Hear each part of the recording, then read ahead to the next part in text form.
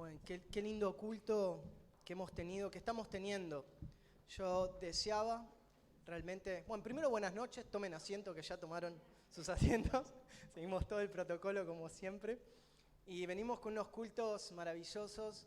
Mando saludos a los que están viéndonos ahí por las redes, pero realmente los cultos presenciales están siendo maravillosos. La semana pasada terminamos unos orando por los otros. Se rompió a veces cuando Dios quiere hacer algo diferente y se pasea y rompe un poco las estructuras, el diseño, lo que tenemos en mente, programado. O como también nuestro pastor dice, a veces lo he escuchado, Gustavo dice, si el Señor quiere que hoy pasemos todo un culto y una reunión que sea de adoración y que no haya palabra, pero haya solamente adoración a Dios y que se mueva su presencia, prefiero eso. Y yo creo que en algún momento vamos a llegar, o Dios quiere hacer eso, romper esa estructura o todo eso. Lo armamos por un formalismo, por un orden, seguro, pero yo creo que en algún momento Dios va a llegar a hacer eso y lo quiere hacer. Así que se viene moviendo lindo, de una forma linda se puede sentir el Espíritu Santo. No sé si a través de las redes lo ven, pero la verdad que acá se está poniendo bueno. Y bueno, saludos a todos los que están siguiéndonos por las redes, saludos a nuestros pastores, hacia Mozambique, al pastor Abel, a su esposa, a todos los jóvenes que estuvieron con esos colchones que llegaron las donaciones, saludos realmente a todos, una bendición. Y hoy quería hablar, hoy tuvimos muchos temas, me venía pensando, ¿no? Pareciera que nos hubiésemos puesto de acuerdo con la alabanza y el tema que elegí es el fuego y los 3 tipos de fuego, y justo los temas de las alabanzas, las adoraciones, hablaban de ese fuego que no se apague, que se encienda, ser probado en fuego. Y es un poco de lo que quería compartirles en esta noche. Y seguimos un poco con el mensaje que Reggie nos compartió la semana pasada. No es que se lo esté robando, pero veo como cuando Dios va siguiendo como un hilo, ¿no es cierto?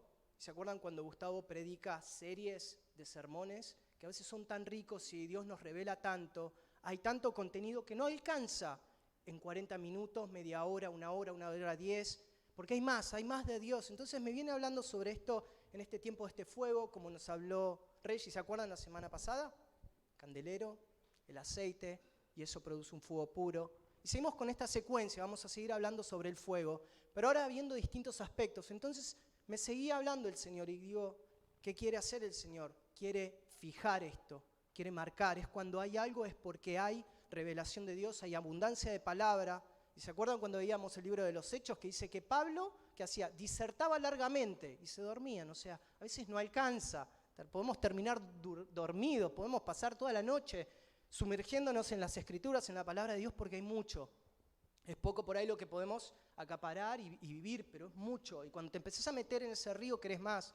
Entonces, por eso que digo, bueno, había predicado de Reggie, del candelero, del fuego, y ahora seguimos y vamos a seguir hablando del fuego y distintos tipos de fuego. Así que, para ir entrando, les quería preguntar, ¿qué es lo que hace un fuego? Quema, cocina, calienta, purifica. Muy bien, muy bien. Bueno, mañana vamos a hacer un rico asado al fuego, ¿no es cierto? Eso pensaba, ¿no es cierto? Lo cocina, el fuego alumbra, hay un montón de cosas. En la revolución industrial, ¿qué hacía? El carbón, el fuego, movía toda la maquinaria, fue lo que produjo una revolución. Hay tantas cosas que hace el fuego. Puede producir, como vimos en esta última semana, si ponemos las noticias y en esta época, una pequeña llama termina quemando, pobre, y consumiendo. Cómo ha muerto gente, han pasado tragedias. Con un fuego se puede hacer infinidad de cosas. Cosas buenas pueden surgir con un fuego contenido, con un fuego bueno como alumbrar, como cosas perjudiciales cuando se va de control, ¿no es cierto? Y vamos a estar hablando un poco de eso. Entonces el fuego tiene muchas funciones. Y me quedaría con esta definición tal vez para fuego, transforma. El fuego cambia, el fuego transforma. Entonces no es lo mismo mañana que estemos queriendo comer esa carne cruda, que después de un lindo fueguito, asada y cocinada, transformó a eso. ¿Qué hace? Transforma algo que es grande, puedo tener un montón de maderas y transformarlo en cenizas. Un fuego puede transformar este líquido sometido al fuego en vapor, cambia una sustancia, modifica algo, modifica a alguien. Ese fuego que necesitamos y que venimos hablando es el fuego que nos va a cambiar. Entonces el fuego lo que hace cambia el estado de algo y lo transforma. Entonces, como bien dijeron, alumbran un montón de cosas. Pero quiero quedarme con esto del fuego que transforma, que cambia, ¿no es cierto? Y vamos a ir a Éxodo. Y mientras pensaba en el fuego, hay muchísimo, muchísimo. Yo elegí estos versículos, estos pasajes, pero habla desde el principio de la palabra hasta en Apocalipsis de cómo va a ser todo consumido por fuego. Todo dice que va a ser deshecho por fuego. Elías, profeta de fuego, un montón de cosas que hubiese querido hablar, un montón por eso. Es un tema tan profundo, como decía Yami, este profeta, el primo de Jesús, Juan el Bautista, también era un profeta de fuego, que anunciaba fuego. Entonces vemos un montón, los discípulos diciendo, Señor, manda fuego, un montón de secuencias, un montón de momentos donde vemos el fuego del Espíritu Santo, hay mucho. Pero yo me voy a quedar con 3 aspectos que vamos a estar viendo del fuego. Y Moisés inicia también su ministerio con esto sobrenatural con el fuego, ¿no es cierto? Y dice así en Éxodo, para ya ir entrando en el sermón, Éxodo 3, 2 y 3. Yo lo leo de acá, porque me gusta mi Biblia. ¿Es Reina Valera? ¿Esa también? Así, porque si no, a veces me pasa que leemos una cosa, allá se lee otra, otro tiene otra ahí, y hay 3 traducciones dando vuelta y tu cabeza no sabe cuál prestar atención. Bueno, a mí me gusta Reina Valera después. Éxodo 3. Y acá está el llamamiento de Moisés, con fuego, ¿no es cierto? Éxodo 3, versículo 2 y 3. Dice, se le apareció el ángel de Jehová en una llama de fuego en medio de una zarza, y él miró y vio que la zarza ardía en fuego, y la zarza no se consumía. Entonces Moisés dijo, iré yo ahora y veré esta grande visión, ¿por qué causa la zarza no se quema? Entonces, hasta ahí la palabra de Dios. Ve esta visión, Moisés está teniendo ese llamado con una zarza, con algo sobrenatural que debería consumirse y quemarse. Dice, ¿qué es esto que estoy viendo? Dice que quedó maravillado. Él miró, vio la zarza y que no se consumía. Él ante eso ya estaba viendo un milagro, ya estaba viendo algo sobrenatural. Entonces con esto quiero que nos dé pie porque vamos a estar viendo el primer fuego, que sería la prueba. Le puse fuego de prueba, donde hay personas que no se consumieron ante fuego, como recién orábamos, pruébame por fuego. Vamos a estar viendo de estos amigos de la generación de Daniel, que son Sadrach, Mesach y Abednego, que fueron sometidos a fuego y no se consumieron por el fuego. Entonces, esa maravilla, eso sobrenatural, actuó sobre ellos. Vamos a, si quieren, cuando tengan tiempo pueden leer todo Daniel, vamos a estar viéndolo, seleccioné versículos, porque es largo, pero para poder entenderlo, vamos a ver Daniel 3 ahora, y vamos a ver cómo estos jóvenes fueron a este fuego de prueba, le puse. Después pueden leerlo en sus casas, todo el capítulo de Daniel, igual lo vamos a estar viendo bastante. Hoy prepárense porque hay bastante para leer, pónganse cómodos, escriban, tómense un cafecito, sí. Bueno, pero hay bastante. Bueno, Daniel 3, del 2 al 6, vamos a arrancar. Y envió el rey Nabucodonosor a que se reuniesen los sátrapas, los magistrados y capitanes, oidores, tesoreros, consejeros, jueces y todos los gobernantes de las provincias para que viniesen a la dedicación de la estatua que el rey Nabucodonosor había levantado.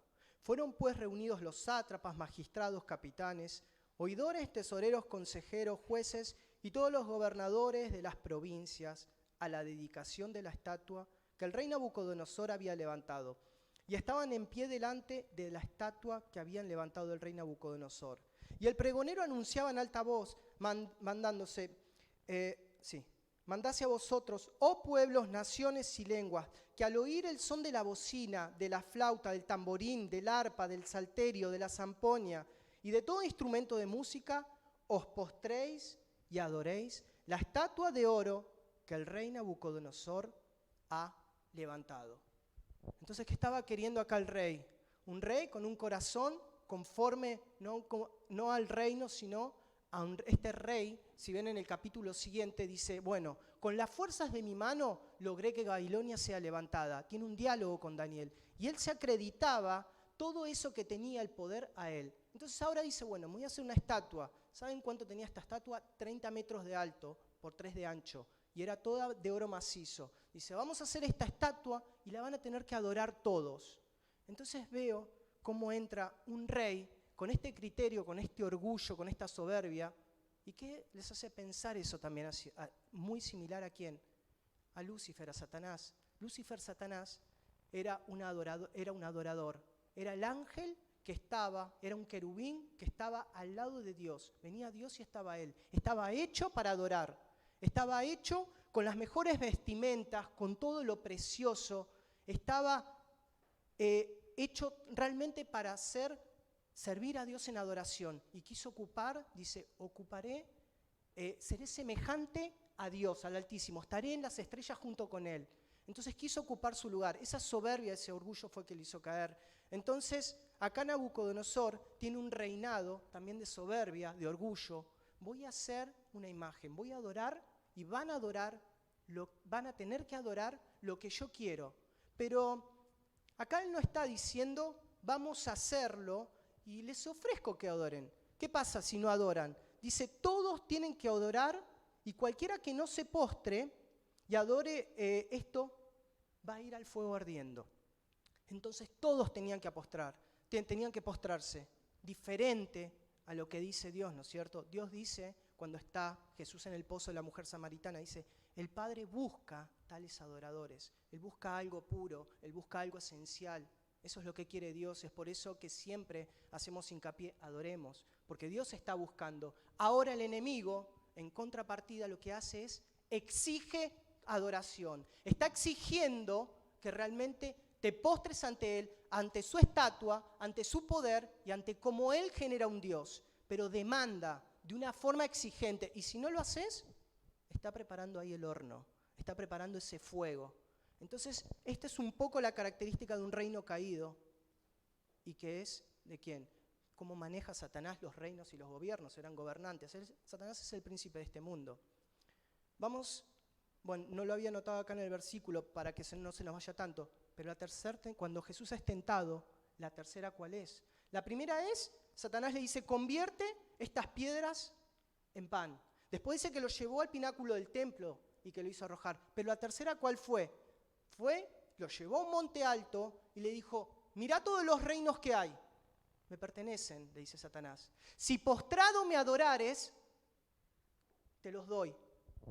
¿Qué le dice el Señor? Solo al Señor tu Dios adorarás y a Él solo servirás.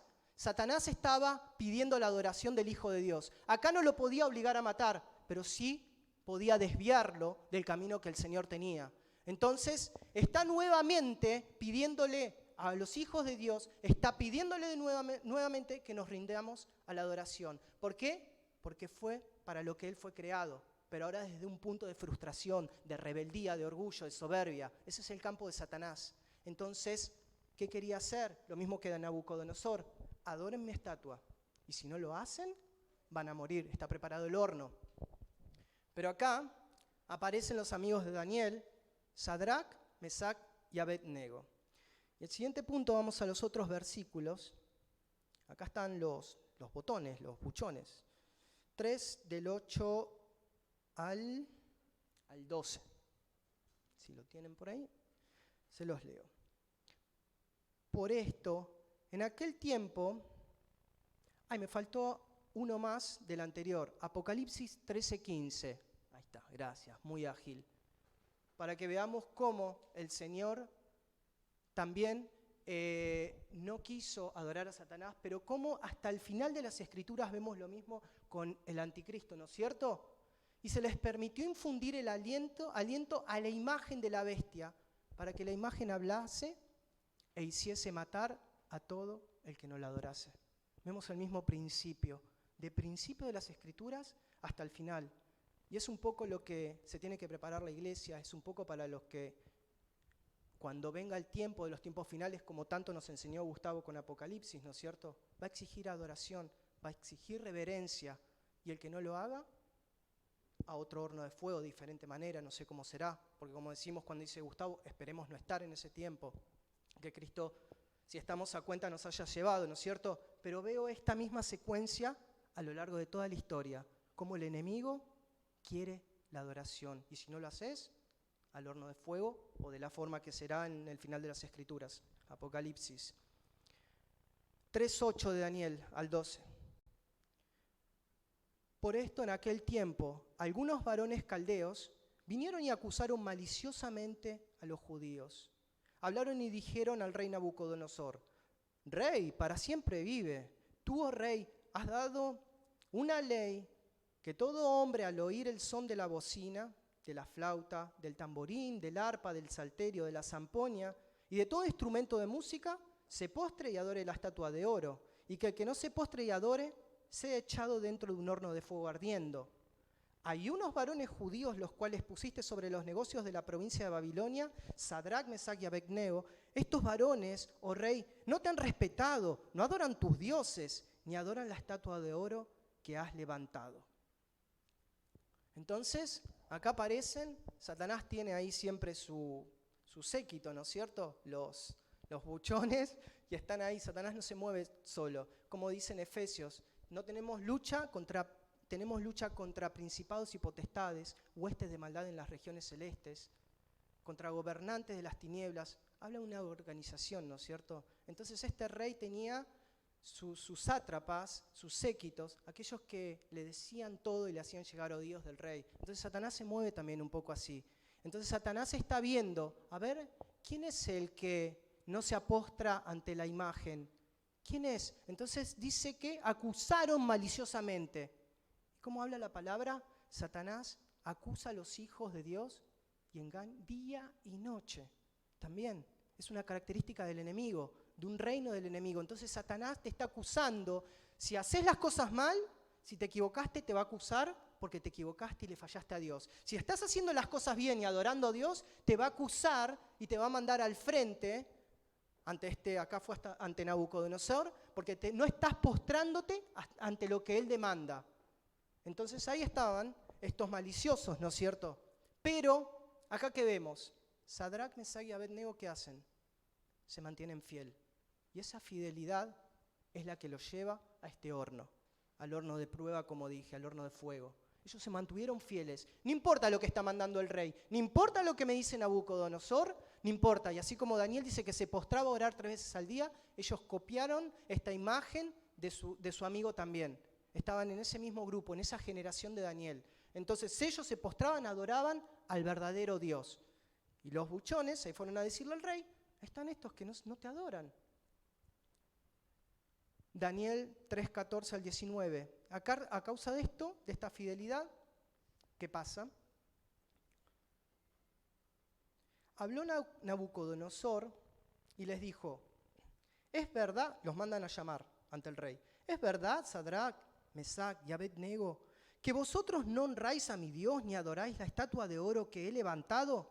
Ahora pues, ¿estáis dispuestos para que al oír el son de la bocina, de la flauta, del tamborín, del arpa, del salterio, de la zampoña y de todo instrumento de música, os postréis y adoréis la estatua que he hecho? Porque si no la adoráis en la misma hora, seréis echados en medio de un horno de fuego ardiendo. ¿Y qué Dios será aquel que os libre de mis manos? Sadrac, Mesac y Abednego respondieron al rey Nabucodonosor diciendo: no es necesario que te respondamos sobre este asunto. He aquí nuestro Dios a quien servimos puede librarnos del horno de fuego ardiendo, y de tu mano, oh rey, nos librará. Y si no, sepas, oh rey, que no serviremos a tus dioses, ni tampoco adoraremos la estatua que has elevado. Hasta el 19 dijimos. Entonces Nabucodonosor se llenó de ira y se mudó su aspecto de su rostro contra Sadrac, Mesac y Abednego, y ordenó que el horno se calentase 7 veces más de lo acostumbrado. Claro, el rey no se iba a quedar tranquilo. Hay que tener coraje en estos muchachos realmente para decir: rey, ante un presidente, imagínate, decirle: no voy a adorar a tu Dios. Creo que ellos ya estaban muertos antes de ir, en cierta forma, ¿no es cierto?, antes de todo esto. Entonces se pararon frente al rey y el horno fue calentado 7 veces más. Y ahora la fidelidad los llevó hacia ese horno de fuego. Pero, ¿qué iba a ser probado en este horno de fuego? Este horno de fuego que está permitiendo Dios para que ellos entren, vamos a ver en Primera de Pedro qué dice. Primera de Pedro 1:7, lo que estaba siendo probado en ellos, para que sometida a prueba vuestra fe, mucho más preciosa que el oro, el cual, aunque perecedero, se prueba con fuego, sea hallada en alabanza, gloria y honra cuando sea manifestado Jesucristo. La fe de ellos iba a ser probada ahora en fuego, con un fuego bien ardiendo. Y así como por ahí escucharon alguna vez el ejemplo cuando el oro, la plata, cosas preciosas, se someten a fuego para que todo lo que es escoria, todo lo que no es puro, y quede realmente después de ese fuego, quede algo puro, algo brillante, algo que realmente es totalmente genuino. Esa fe de ellos iba a ser pasada por este horno para que quede una fe pura, intacta. Pero Dios no los iba a estar dejando. Ahora viene la parte linda. Entonces tu fe, al igual que ellos, la prueba que estás pasando, que Dios está permitiendo, cualquiera que tenga un horno, en el horno que esté yendo en este momento, es para que tu fe sea purificada y probada. La fe más preciada que el oro. Y es para que tengas una victoria. Es porque si no te postraste ante el enemigo, no te postraste ante aquel que exigía adoración, pero fuiste fiel para mantenerte a Dios, Dios no te va a abandonar. Porque aquel Dios es una estatua y no existe, es un Dios con minúscula. Ahora le das lugar a que el verdadero Dios vivo esté con vos, a que tu fe sea probada y a que puedas tener una experiencia con Él. Vamos a ver qué sucede. Daniel 3:24 al 28. Entonces el rey Nabucodonosor se espantó y se levantó apresuradamente y dijo a los de su consejo: ¿no echaron 3 varones atados dentro del fuego? Ellos respondieron al rey: ¿es verdad, oh rey? Y él dijo: he aquí, veo 4 varones sueltos que se pasean en medio del fuego sin sufrir daño alguno. Y el aspecto del 4 es semejante a hijo de los dioses. Entonces Nabucodonosor se acercó a la puerta del horno de fuego ardiendo y dijo: Sadrac, Mesac, Abed-nego, siervos del Dios Altísimo. Dios con mayúscula, acá aparece. Salid y venid. Entonces Sadrac, Mesac y Abed-nego salieron de en medio del fuego. Y se juntaron los sátrapas, los gobernantes, los capitanes y los consejeros del rey para mirar a estos varones, como el fuego no había tenido poder alguno sobre sus cuerpos, ni aún el cabello de sus cabezas se había quemado, sus ropas estaban intactas y ni siquiera olor de fuego tenían. Entonces Nabucodonosor dijo: bendito sea el Dios de ellos, de Sadrac, Mesac y Abed-nego, que envió su ángel y libró a sus siervos que confiaron en él y que no cumplieron el edicto del rey y entregaron sus cuerpos antes que servir y adorar a otro que no sea su Dios.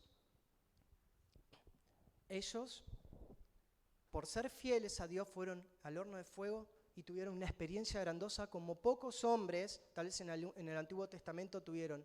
Estaba Dios, eso se le llama una cristofanía también, estaba el mismo Hijo de Dios paseándose en medio de ellos. Entonces esa prueba de fuego que estás viviendo, Dios te está acompañando. Así como cuando estaba en la barca con los discípulos, Jesús le dijo: vamos al otro lado. Señor, ¿no tenés miedo que perecemos? Como Gustavo siempre nos enseña, si Él está en la barca, no hay que temer. Si Él permitió que entrases en el horno del fuego, Él está ahí con vos. Y eso te va a llevar a una experiencia profunda con Dios, una experiencia con Cristo. Él va a estar ahí en medio de tu aflicción, en medio de tu prueba. Él se va a estar paseando en ese horno de fuego. Y lo maravilloso, que no se va a quemar nada, no te pasó nada. Ni siquiera olor a fuego vas a tener.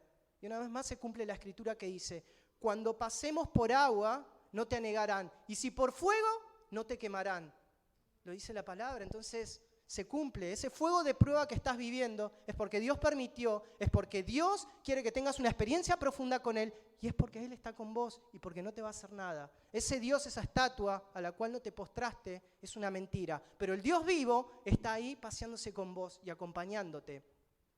Y lo maravilloso de esto, que Dios no te abandona, y dice, el enemigo reconoce al Dios y terminas todo glorificando a Dios. Dice, por lo tanto decreto que todo el pueblo, nación o lengua, que dijere blasfemia contra Dios de Sadrach, Mesach y Abednego, sea descuartizado. Era un poco extremista este rey. Sea descuartizado, le gustaba la sangre, le gustaba la muerte. Y su casa convertida en muladar, por cuanto no hay Dios que pueda librar como este. Jesucristo, Dios es el único que puede librar. Es el único que te libera de las cadenas, te libera de la esclavitud, te libera de la prueba. Entonces es el único.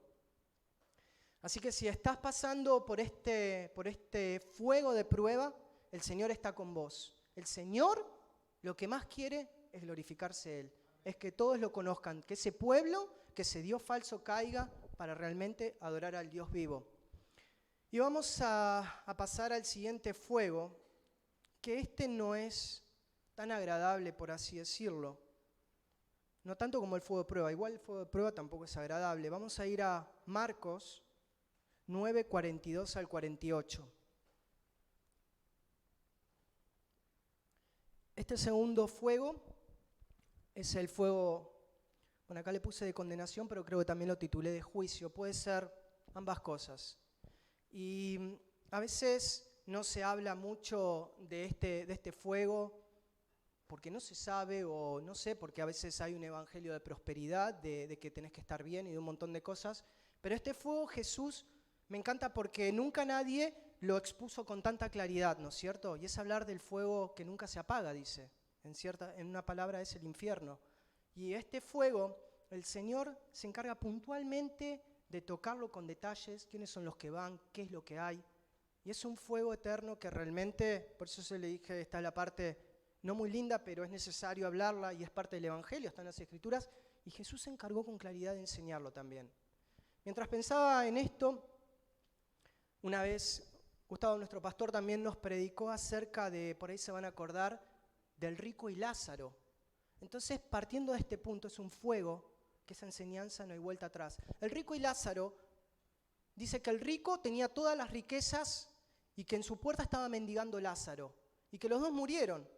Obviamente, creo que las estadísticas dicen que de 10 personas, 10 mueren, ¿o no? Es cierto. Entonces, Lázaro y el mendigo murió. Todos vamos a morir. El rico, primero dice que Lázaro fue al seno de Abraham. El rico fue al infierno. Y cuando el rico vio lo que era el tormento, dice que le pedía a Abraham, porque en este contexto le está predicando a los judíos, por eso el Señor elige decir a Abraham, ¿no es cierto? Dice que decía al rico, decile por favor a Abraham, que estaba en el seno de Abraham, el Lázaro, que era el mendigo, que se moje tan solo la punta de su dedo en agua y yo poder mojar mi lengua, porque esto es un tormento. Y la enseñanza, lo que el Señor dice, Abraham le dijo, hay un abismo entre donde está Lázaro ahora y entre donde estás vos. Vos tuviste tu oportunidad en vida, todos al igual que Lázaro. Ahora lo que hiciste en vida, ya hay un abismo y no podés volver atrás. Entonces está haciendo bien en claro el Señor de que hay un abismo y de que lo que hagamos ahora ya no hay vuelta atrás. Va a haber un momento que este fuego no es como el otro fuego de horno, que lo pueden calentar 1, 10, 20 veces, pero ese hay vuelta atrás, ese fuego se consume en algún momento. Pero este fuego, dice el Señor, ahora vamos a ver, no se apaga nunca. Y hay un abismo, hay una línea. Lo hecho, hecho está, no hay vuelta atrás. Entonces, sobre este fuego el Señor lo expone con una claridad y que me deja pensando también, es el fuego de juicio y condenación, y que también es necesario hablarlo. Es necesario que lo sepamos como cristianos y es necesario hablarlo al momento de expresar el Evangelio, ¿no es cierto? No de condenación, ni ir mostrando, como Gustavo dice, el demonio, el infierno, pero es parte. Y si Jesús la enseña con tal claridad y la expone, quiere decir que está y que es necesario que la sepamos y que la tengamos en cuenta. Marcos 9, 42 al 48. Cualquiera que haga tropezar a uno de estos pequeñitos que cree en mí, mejor le fuera si se le atase una piedra de molino al cuello y se le arrojase en el mar. Si tu mano te fuere ocasión de caer, córtala. Mejor te es entrar en la vida manco que teniendo 2 manos e ir al infierno, al fuego que no puede ser apagado, donde el gusano de ellos no muere y el fuego nunca se apaga. Y si tu pie te fuera ocasión de caer, córtalo. Mejor es entrar a la vida cojo que teniendo 2 pies y ser echado en el infierno al fuego que no puede ser apagado, donde el gusano de ellos no muere y el fuego nunca se apaga. Y si tu ojo te fuera ocasión de caer, sácalo. Mejor te es entrar en el reino de Dios con un ojo que teniendo 2 ojos ser echado al infierno, donde el gusano de ellos no muere y el fuego nunca se apaga. Fuerte. Pero palabra de Dios, lo dice el Señor, lo dice Jesús, con total claridad, con total claridad. Por ahí mi versión era diferente, pero bueno, dice, sí, el fuego que nunca se apaga. Y ahora de acá tenemos 2 cosas. ¿Cuáles son esas personas? Jesús está dejando en claro quiénes son los que van a ese horno, a ese fuego, que nunca se apaga. Y veo 2 tipos de características, dice el Señor, ¿no es cierto? Aquellos que hacen tropezar a uno de los pequeñitos y aquellos que su mano, su pie o su ojo lo hace caer. Es mejor que seas manco, que seas cojo, que seas ciego y que vayas al cielo, que tengas la vida eterna. Entonces este tipo de características son las que da el Señor para los que después van a ese fuego de condenación o fuego de juicio. Y viendo el primer tipo de personas, ¿cuáles son aquellos que hacen tropezar a los pequeñitos? Los pequeñitos son, pensaba en esto, aquellos chicos que recién están escuchando la palabra de Dios. Puede ser ese tipo de pequeñitos cuando vamos con el ministerio de las chicas de escuela bíblica, que están empezando a nutrirse, a escuchar el mensaje de Cristo, y hacen tropezar a esos niños que con una fe pura reciben al Señor, empiezan a creer en Jesús, pero hay personas, hay doctrinas en el colegio, hay toda una corriente que los hace tropezar, los hace desviarse del camino de Dios, del camino de los santos. Esos son los que se les va a atar la piedra de molino, los que hacen tropezar a esos pequeñitos. Y está otra clase de pequeñitos también, porque no creo que se refiera solamente a edad, sino a personas recién nacidas nuevas en el Evangelio, que están con sus primeros pasos y que vienen, como el Señor decía, esos lobos vestidos de oveja que hacen tropezar y se llevan a las ovejas al rebaño. Aquellos que con el Evangelio de la prosperidad, como venimos hablando en Corintios, con inmadureces, porque no crecieron y quedaron amarguras, hacen tropezar a esos que están en sus primeros pasos en el Evangelio, mostrando inmadurez, o queriendo obtener beneficio de las ovejas, del Evangelio. Esos también, esos entran en ese grupo. Creo que se refiere a estos el Señor. Y es mejor que se les ate una piedra de molino y se arroje al mar. Ahora pensaba, ¿qué tiene que ver ahora el mar y después pasa el fuego? En el mar también, cuando pensaba en esto, hay partes muy oscuras del mar y que son abismos o fosas marinas que no puede habitar casi ningún tipo de vida. Es tanta la presión del mar, es tan oscuro, hay muy poca vida. Debe ser algo estar ahí en esa fosa, en esa oscuridad. Y es parecido, un poco debe ser parecido a lo que el Señor relata, el infierno. Entonces son 2 tormentos, ¿no es cierto? Esa es la similitud que yo veo. Pero ahora el otro grupo que dice, si tu mano, si tu pie, si tu ojo te es ocasión de caer, ¿qué está queriendo decir el Señor? Bueno, espero que pensaba en esto, no vayan ahora y terminamos el sermón y salimos mañana en todos los diarios. El que predicó anoche me dijo que me corte la mano si no me voy al infierno y mañana salimos en los diarios, las noticias. Todo, una iglesia, una secta está mutilada porque predicaron acerca del infierno. Gustavo con un síncope y Gabriela en África. No funciona así, ¿eh? No es eso. Ahora vamos a explicar bien a lo que se refiere y cuál es la profundidad del mensaje. Pero no es para que me pidan después la motosierra, el machete, en fin, y se estén cortando los pies, las manos, o se saquen un ojo. El Señor lo que quiere hacer acá es muy drástico con lo que es el pecado. Cualquiera fuera la causa, en un momento había los locos Adams, aquellos que son más viejos se deben acordar, una mano que caminaba sola. Y tu mano no es la que te hace pecar, como dice acá, y bueno, mi mano se fue y me hizo pecar. Mi pie agarró y me hizo ir para allá porque mi ojo se me fue para allá. No funciona así, porque sabemos que nace primeramente del corazón, ¿no es cierto? Sabemos que nace de adentro nuestro. Pero lo que el Señor está queriendo decir es que seas tajante, que seas drástico con aquello que sí te hace pecar, porque está comparando dónde vas a pasar tu eternidad. El apóstol Pablo dice, cuidad con temor y temblor vuestra salvación.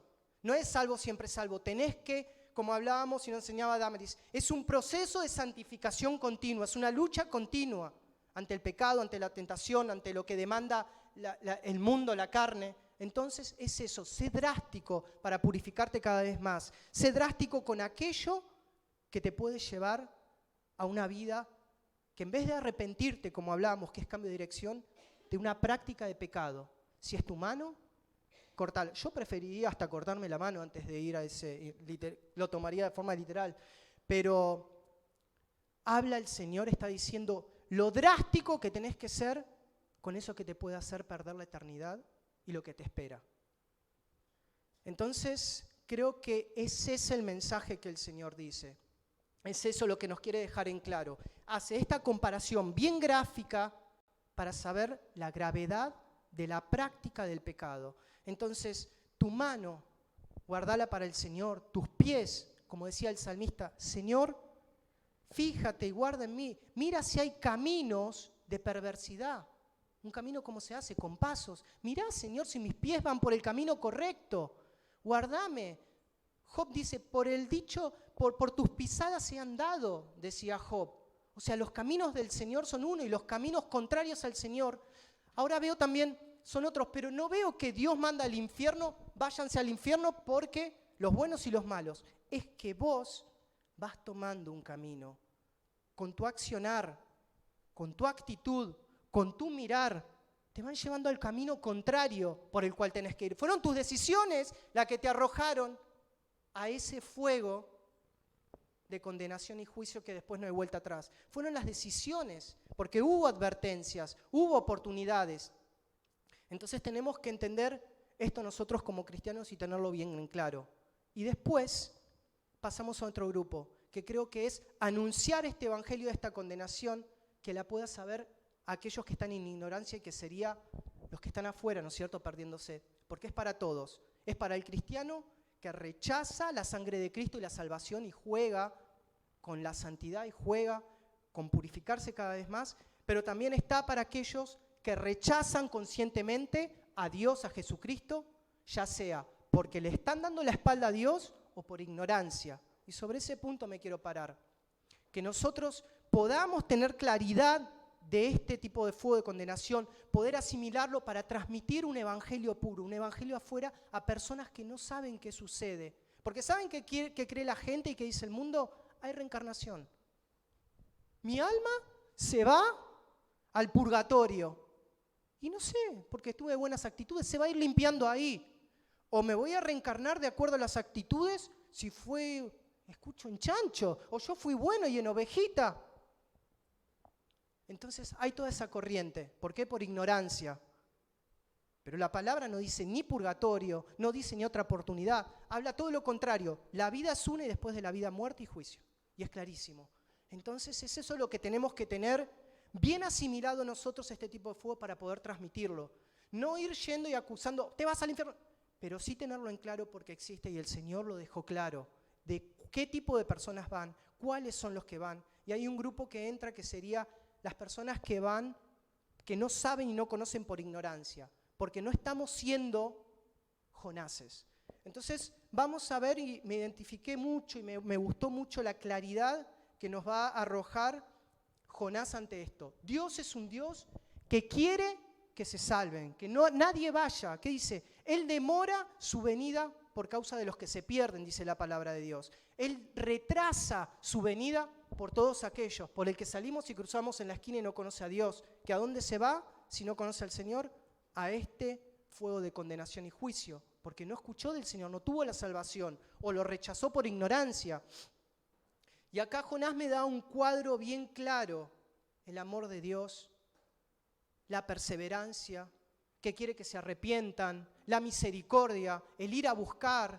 El ir a buscar también, me veo un Jonás identificado, saca un pasaje al lugar contrario donde tenía que ir. El mostrarse amoroso con esas personas.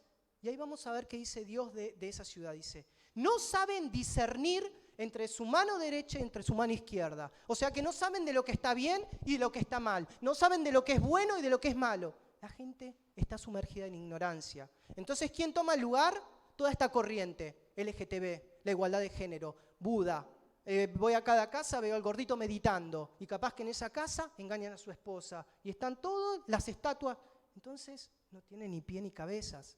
Entonces, hay una corriente de ignorancia que la gente está sumergida, pero nosotros tenemos que llevar esa luz, tenemos que ser Jonases, tenemos que ser la voz de Dios. Vamos a ver Jonás 3 al 7, 7 al 10. Y Jonás un poco también tenía que ir a Nínive. Dios le dice, tenés que ir allá y predicar del arrepentimiento. Y Jonás saca un pasaje, tenía que ir. Por decirte, ¿tengo que ir a Mar del Plata? No, lo saco a Chaco. Entonces, al lado contrario, ese que se escapaba, sube al barco y empieza a haber una especie de tormenta y toda la gente se preguntaba, ¿quién sos vos? Él estaba durmiendo, dormilón, le dice, ven y despertate. Soy siervo del Dios, soy hebreo. Y esta causa creo que está viniendo porque estoy escapando de Dios y me escapé de lo que Dios me pidió. Lo tiran al mar. Pero qué casualidad, ¿no es cierto? Que lo tiran al mar y dice que lo tragó un pez grande. ¿Y dónde lo arroja? A donde Dios lo había. Él me había sacado pasaje al lado. Lo arroja a Nínive. Jonás, quiero que estés ahí en Nínive. Es ahí el lugar. Entonces, él era un poco, reacio a lo que le pedía a Dios. Vamos a ver, Jonás.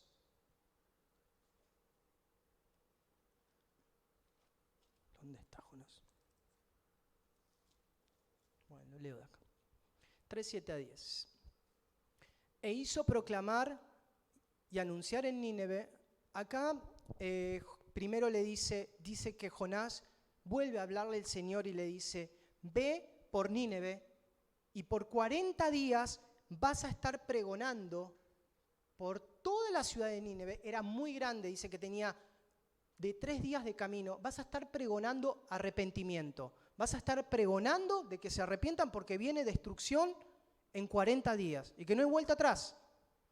E hizo proclamar y anunciar en Nínive por mandato del rey y de sus grandes, diciendo, hombres y animales, bueyes y ovejas, no gusten cosa alguna, no les dé alimento, ni beban agua.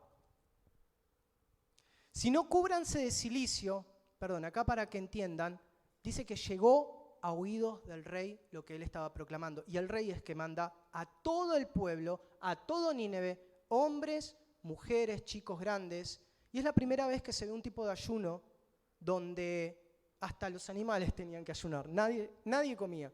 Si no, cúbranse de cilicio, hombres y animales, y clamen a Dios fuertemente y conviértanse cada uno de su mal camino, de la rapiña que hay en sus manos. ¿Quién sabe si se volverá y se arrepentirá Dios? Y se apartará del ardor de su ira, y no pereceremos. Y vio Dios que lo hicieron, que se convirtieron de su mal camino y se arrepintió del mal que había dicho que les haría y no lo hizo. Amén. ¿Cuántas características que podemos ver ahí de Dios, ¿no es cierto? Volviendo a traer a alguien terco para que vaya a Nínive y anuncie lo que iba a suceder. Teniendo amor, teniendo compasión, teniendo paciencia entre esa gente que no sabía realmente. Miren lo que dice Jonás 4:11. ¿Lo tenemos ahí, Mili? Porque me gusta la característica. Y no tendré yo piedad. Acá Jonás se enoja con el Señor, como esperando que venga juicio. Y el Señor le dice, no tendré yo piedad de Nínive, aquella gran ciudad donde hay más de 120.000 personas que no saben discernir entre su mano derecha y entre su mano izquierda, y muchos animales. Estaban completamente sumergidos ¿en qué? En ignorancia. No sabían, lo hacían porque no tenían información, porque era lo que conocían. Entonces hay un mundo afuera que hace porque les llega otro tipo de información, otra corriente, y acceden a eso que tienen a mano. Entonces tenemos que ser como Jonás. Tenemos que ir y decirle que se arrepientan, proclamar ese evangelio de arrepentimiento. ¿Dios qué veo primero? Veo en Dios amor, perseverancia, que vaya alguien terco, veo que los busca, veo que proclama. Ese es el carácter de Dios. Dios no es el que mandó al infierno. Había juicio, pero hubo y esperó el Señor el arrepentimiento. Entonces ese es el carácter de Dios. Hay juicio, hay un juicio, pero si hay arrepentimiento, Dios cambia ese juicio. Entonces tenemos que ser en este tiempo, entender y nosotros ser en parte como Jonás, ir a ese Nínive. Hay muchas personas y que nuestro San Isidro Martínez, nuestro barrio, tal vez no vamos a poder cambiar al mundo, o sí, yendo a Mozambique, no lo sé, pero tenemos un Nínive acá cerca. Tenemos más de 300.000 personas, 400.000. Este es nuestro Nínive. San Isidro, Martínez, San Fernando, Victoria, este es nuestro Nínive. Este es el lugar. Y miren lo que veo también después. Esto me seguía trayendo mucha luz de cómo se comporta Jonás y también su preocupación, y a veces me veo identificado, y muchas veces no somos enviadas a esas personas porque actuamos un poco como Jonás. ¿Sabes que después de que pregonó todo eso Jonás, dice que se fue a un monte apartado, se fue a ver qué pasaba? Él como que quería que Dios derrame su ira. Y se enojó. ¿Por qué te enojas, Jonás? Dice. ¿Por qué estás enojado? ¿Acaso no me voy a tener piedad por esta gente? Vino un sol fuerte, un viento fuerte, y a Jonás le agarró como jaqueca, le dio, se insoló. Dice que le dolía la cabeza, y él armó una enramada, y el Señor hace que crezca una calabacera, dice la palabra de Dios. Creció, le dio sombrita, se secó el otro día, y Jonás agarra y dice, ay Señor, hacé secar, ahora se secó la calabacera, me da todo el sol, y se enojó. Jonás, le dice el Señor. Y dijo Jehová, ¿tuviste tu lástima de la calabacera en la cual no trabajaste ni la hiciste crecer? Que en espacio de una noche nació y en espacio de otra noche pereció. Y no tendré yo piedad de Nínive, aquella gran ciudad donde hay más de 120.000 personas que no saben discernir entre su mano derecha y su mano izquierda y muchos animales. A veces te pones tan quisquilloso porque se te secó la plantita, se te cayó el azúcar y te amargás más por eso que por llorar y ver las almas que se están perdiendo. Entonces hay un Jonás egoísta dentro que tenemos que sacar en este tiempo, porque esas personas están yendo al fuego que no se apaga nunca más. Y a veces somos como Jonás, llorando por esas minucias, llorando por eso que Dios hizo que crezca y ahora después se seca. Es Dios el que sostiene las cosas y llorás por esas pequeñeces. ¿Y cuánto nos lloramos y no tenemos compasión por 120.000 personas, por un alma tan solo? Entonces, ¿cómo me vi identificado con esto? ¿Cómo lloramos por torpezas? ¿Cómo nos amargamos por cosas inútiles? Mirá cómo era Jonás. No tenía estaba totalmente ciego. Entonces a veces tenemos, a la luz de la palabra, cambiar esto, Señor. ¿Cuánto me estoy amargando por las almas? ¿Cuánto estoy llorando por las almas? ¿Cuánto estoy gimiendo? Hay almas, hay 120.000, 300.000. Y yo me hago problema por esto que Dios lo sostiene, que hoy está y mañana no está. Wow. Wow. Dios está buscando un Jonás, pero bueno, una generación de Jonases que vayan a proclamar, pero que no nos preocupemos por las minucias, que nos preocupemos realmente por lo eterno. Porque la condenación de Nínive, si él no iba y no era empujado, iba a ser el fuego de condenación que está para todos. Entonces, esto me está cargando y me hace acordar también el deber de la atalaya en Ezequiel, que muchos lo hemos leído y hablamos, de decir lo que está bien. Y bueno, si nosotros anunciamos qué es pecado, qué está bien, qué quiere Dios, cuáles son los mandamientos y las demandas de Dios, y anunciamos eso afuera, pero la persona no quiere creer, como dice el deber de la atalaya, ya es problema de él. Dice que su sangre será sobre su cabeza. Pero ahora, si nosotros no lo anunciamos, demandaré la sangre de ellos sobre ti, dice la palabra de Dios. Es una responsabilidad grande en la que nos pone.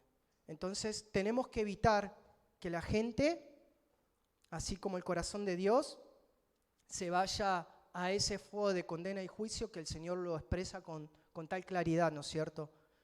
¿Y cuáles son esas personas? Las que realmente no conocen a Cristo y deciden un camino separado de Dios, ya sea por ignorancia, por rebeldía, quién sabe qué, porque la corriente de este mundo lo lleva. Hoy hay más distracción que nunca, entonces la gente está un poco más, te choca en la calle porque va con el celular, está como embobada, hay más zombies que nunca, se ven por la calle, son personas que están muertas en vida, entonces no se detienen a pensar. Entonces tenemos que ser nosotros ese eslabón, ese engranaje que hagan, che, despertate, y hablarles del Evangelio, hablarles de la santidad, hablarles de qué sucede después de que mueran. Y vamos, por último, a otro fuego, y es el fuego de poder, es el fuego, este es un fuego lindo, el cual hoy cantábamos, que Dios nos purifique, que nos llene de ese fuego. Por eso mientras cantábamos decía, wow, qué bueno, estamos como yendo en esa línea, en ese espíritu. Mateo capítulo 3, versículo 10 y 11. Y este fuego es el fuego más lindo, es el fuego que el Señor nos deja a cada uno de nosotros, ¿no? Este fuego para que realmente lo vivamos. Mateo 3:11, y ya también el hacha está puesta a la raíz de los árboles, por tanto, todo árbol que no da buen fruto es cortado y echado al fuego. Acá el primo de Jesús, Juan el Bautista, ya está predicando el Evangelio, ya está preparando el camino, y lo que predicaba el arrepentimiento. Juan el Bautista decía, generación de víboras, arrepiéntanse, el hacha está preparada, el fuego, está predicando tal cual y como es. Y después predica la salvación, pero no era un mensaje adornado, lindo, vengan, era realmente el mensaje como tiene que ser. Y dice Juan el Bautista, el primo del Señor, yo a la verdad os bautizo en agua para arrepentimiento, pero el que viene tras mí, cuyo calzado no soy digno de llevar, es más poderoso que yo. Él los bautizará en Espíritu Santo y fuego. ¡Wow! ¿Cuántos quieren ser bautizados con ese fuego por el Espíritu Santo? Creo que todos, y es lo maravilloso, y este fuego es el que queremos. Los otros fuegos, bueno, el de prueba si Dios quiere, pero el otro no. Ese fuego es ese fuego que hace milagros, ese fuego de la zarza que arranca el llamado de Moisés. Ese fuego es el que tenemos que buscar y al cual Dios nos quiere introducirnos. Y creo que ese es el tiempo, por eso venimos con este mensaje, como decía Reggie, de este fuego. Hoy cantábamos del fuego y tenemos que buscar ese fuego. Ese fuego no se puede... ¿cuál sería la palabra? Cuando uno trata... Imitar, perdón. No se puede imitar. Ese fuego solamente proviene de lo genuino. Mientras pensaba de imitación, hoy hay fuegos raros, movimientos raros también. Evangelios que no son evangelios. Venga acá que hay un movimiento, acá va a ser lleno del fuego. No puede ser manipulado. Dios no puede, el Espíritu de Dios, si quiere moverse en libertad se va a mover. Si quiere llenarnos de su fuego lo va a hacer, si no quiere hoy no lo va a hacer. Nos resta buscar. Y ahora vamos a ver cómo hizo cuando Jesús muere. Esperan un Pentecostés. Ese fuego es en tiempo y forma buscado, unánimes, buscando esa misma intensidad, buscando eso. No se puede crear, no puede ser algo elaborado, solamente puede provenir de Dios. Y vamos a ver un caso donde quisieron dos sacerdotes de primera línea, ¿no es cierto? Eran los sobrinos de Moisés, hijos de Aarón. Un fuego extraño, como tratar de hacer que la presencia de Dios esté a mi forma, o a mi manera, o a mi gusto. Una forma de la cual no era la apropiada. Levítico 10, 1 y 2. Ellos eran sobrinos de Moisés, son los hijos de Aarón, los primeros levitas. No eran cualquiera, eran realmente los primeros, no eran los pichis del pueblo, eran los primeros, ¿no es cierto? Dice, Nadab y Abiú, hijos de Aarón, tomaron cada uno su incensario y pusieron en ellos fuego sobre el cual pusieron incienso y ofrecieron delante de Jehová fuego extraño, que él nunca les mandó. Y salió fuego de delante de Jehová y los quemó y murieron delante de Jehová. Después vino duelo de todo el pueblo de Israel. de este levita que es Aarón. Ellos conocieron lo que fue la salida de Egipto, la liberación, las plagas, la esclavitud. Ahora había una forma de ofrecer el sacrificio y obtener el fuego para ese incienso. Era la forma que Dios ya había mandado con instrucciones, de una forma santa, de una forma correcta. No se sabe por qué ellos, si fue por jugar, si fue por orgullo, por soberbia, por ignorar, no se sabe por qué quisieron ofrecer ese fuego. Pero ¿qué dice? El Señor nunca les pidió. Entonces, no ofrezcamos, iglesia, no ofrezcamos algo que Dios no está pidiendo. Sabemos que está pidiendo. No un fuego extraño de algo confuso, sino el fuego que Él quiere, o esperar el fuego que Él demanda. Y acá Dios no los perdonó. Dice que vino un fuego delante de Dios y ahí cayeron fulminados delante de la presencia de Dios. No importa si eran los hijos, los sobrinos del libertador Moisés, no importó. Dios quería y demandaba algo santo. Entonces la pregunta es, ¿y cómo tenía que ser el fuego? Y acá entra lo lindo. No tenía que ser en la forma que ellos querían, con el incienso y tal vez con un fosforito, no sé cómo lo prendieron. Había una forma. El fuego tenía que provenir de un holocausto. El holocausto significa el todo quemado, el olor fragante que va hacia Dios. Y el holocausto tenía que estar con una víctima. El holocausto tenía que haber un sacrificio. En el holocausto tenía que haber una víctima sin pecado, sin mancha, porque era símbolo de la expiación. En el holocausto estaba una víctima inocente. Entonces en el holocausto estaba el precio de alguien que pagó por el pecado. Y de ahí se encendía, de ahí venía el ritual del sacerdote, porque era a partir de una víctima inocente. Entonces de ahí el fuego podía ser transmitido al resto de las cosas. Desde algo santo, desde algo puro, desde algo sin mancha, desde una víctima. Y ese fuego era el fuego que agradaba a Dios. No un fuego contaminado, un fuego a nivel humano, un fuego que me parece a mí. El fuego verdadero y el poder viene desde la cruz y desde el sacrificio. Es un fuego que no se puede imitar. Es el fuego que ya pagó alguien. Es un fuego que viene solamente de Cristo. Si no es imitación barata, si no es un fuego extraño, es un fuego que no pide Dios. No se puede. No se puede, solamente de Él viene el poder. Solamente de Él viene el poder para el fuego del Espíritu Santo, para predicar, para poder estar delante de su presencia, para poder hacer todo lo que nos demanda, para ir a África. Solamente del fuego puro. El resto es espamento. Y ahí Dios no tuvo compasión, como me llevaba a acordar en los primeros comienzos de la iglesia de los Hechos. Me lleva Ananías y Zafira, ¿no? Tampoco tuvo compasión en ese, porque quería algo puro, quería que avance algo realmente genuino. Entonces murieron. Entonces, ver de que no puede ser llevado un fuego a nuestra forma o a nuestra manera. Esa es la manera que Dios quiere.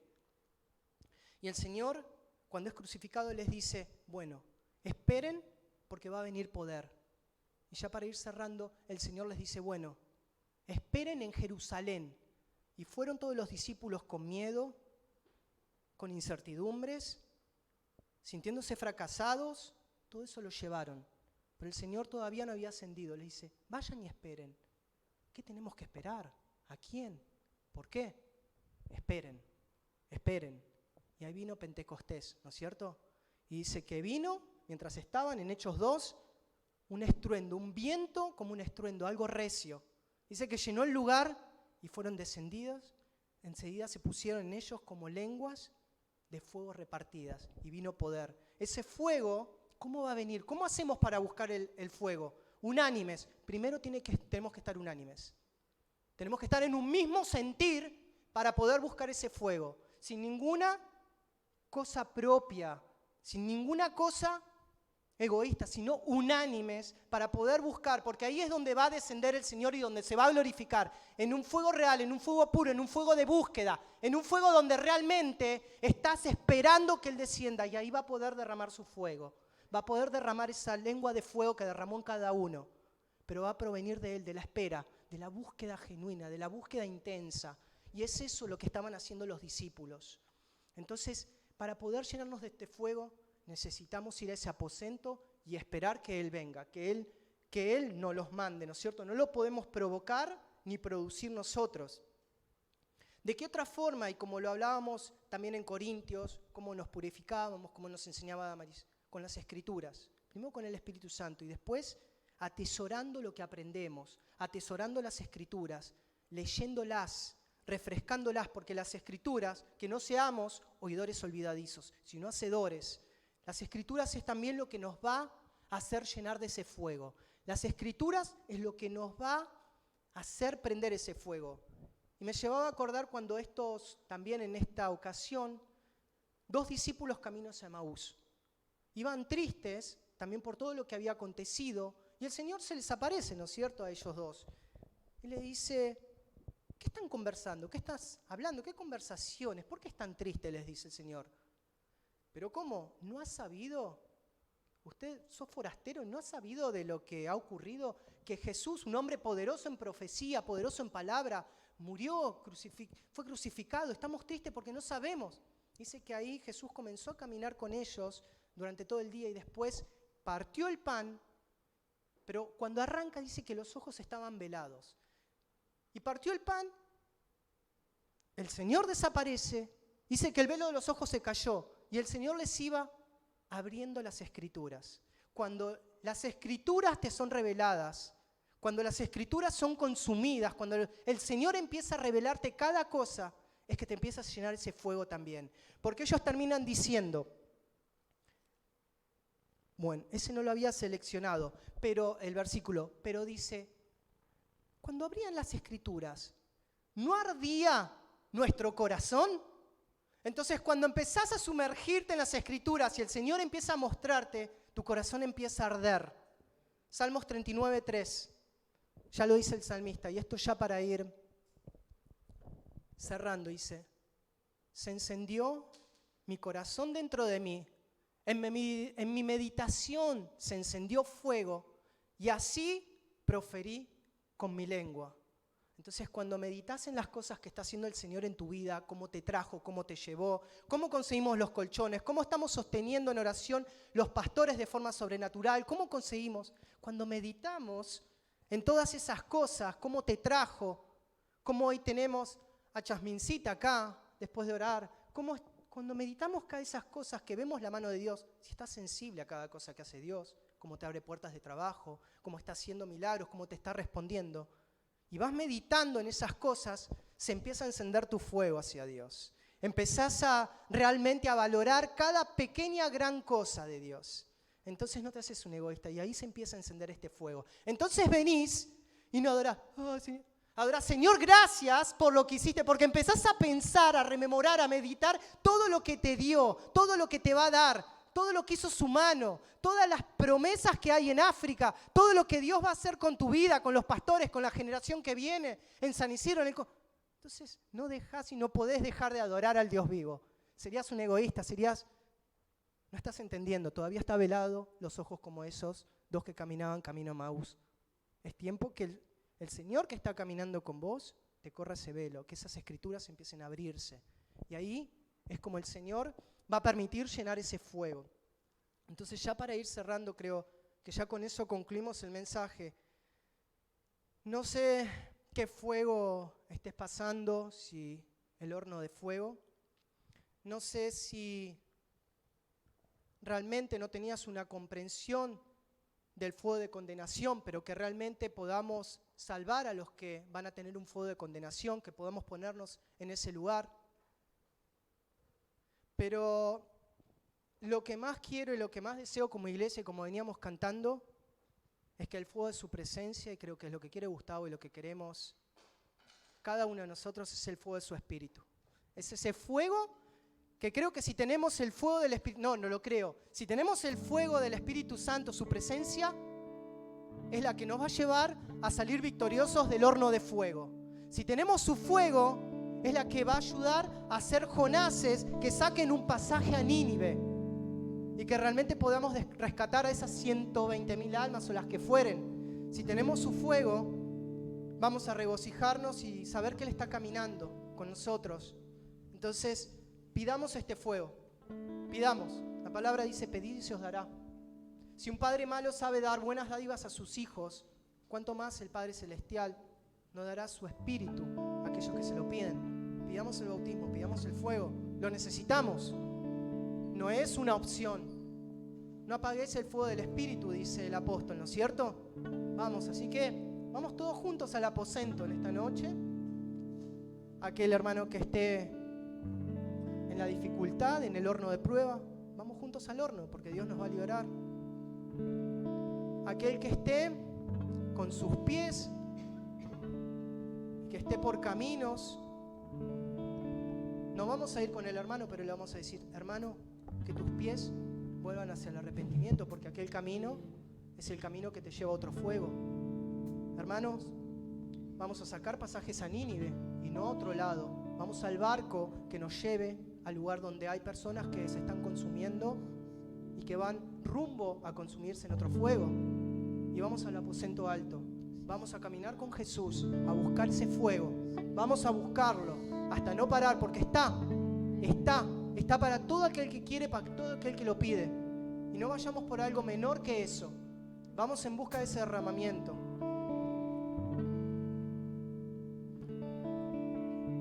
Amado Dios,